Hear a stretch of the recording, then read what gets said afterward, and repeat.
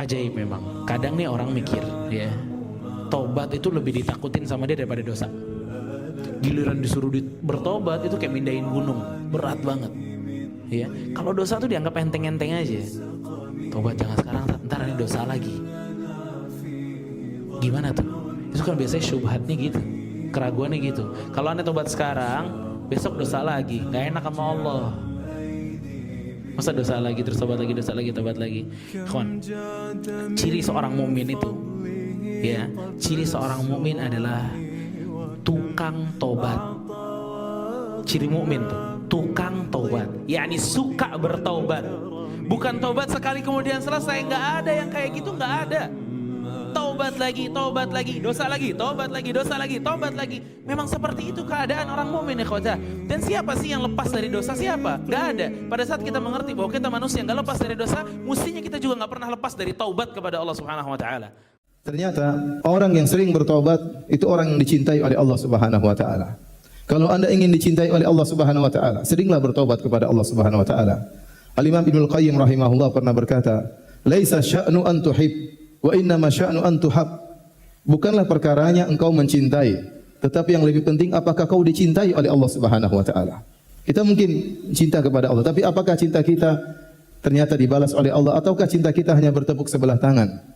Kalau kita ingin dicintai oleh Allah, di antaranya adalah banyak bertobat. Kata Allah Subhanahu wa taala, "Innallaha yuhibbut tawwabin." Sungguhnya Allah mencintai hamba-hambanya yang bertobat.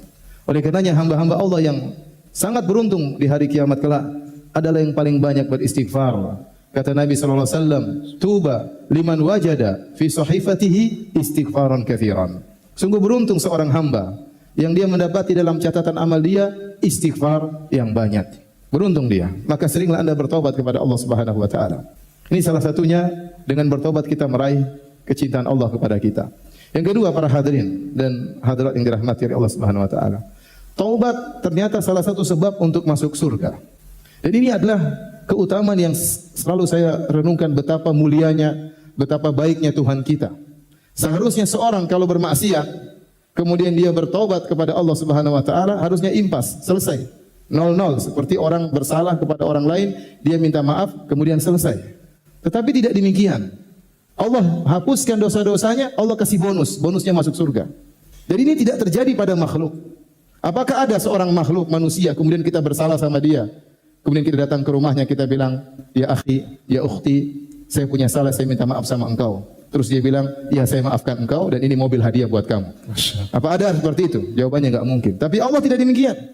Kalau Anda bertobat kepada Allah Subhanahu wa taala, Allah ampuni dosa-dosa Anda dan Allah kasih bonus, bonus masuk surga.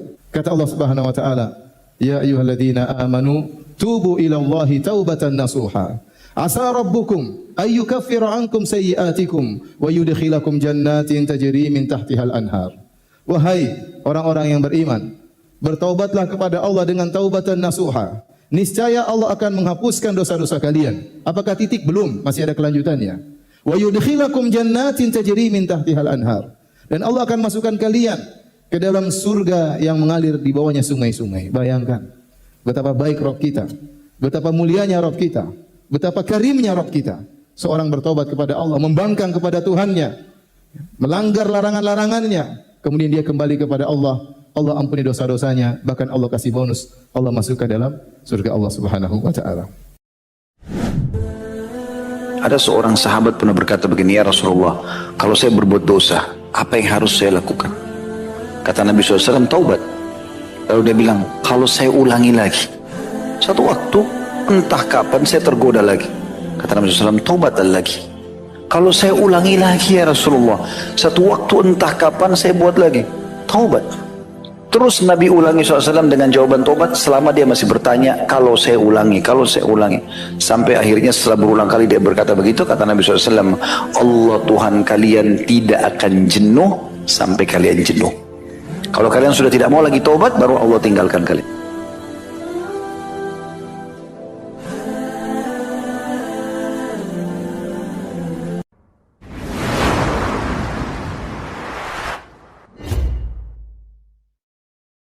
Allah tuh gembira sekali jemaah kalau ada hambanya yang bertobat.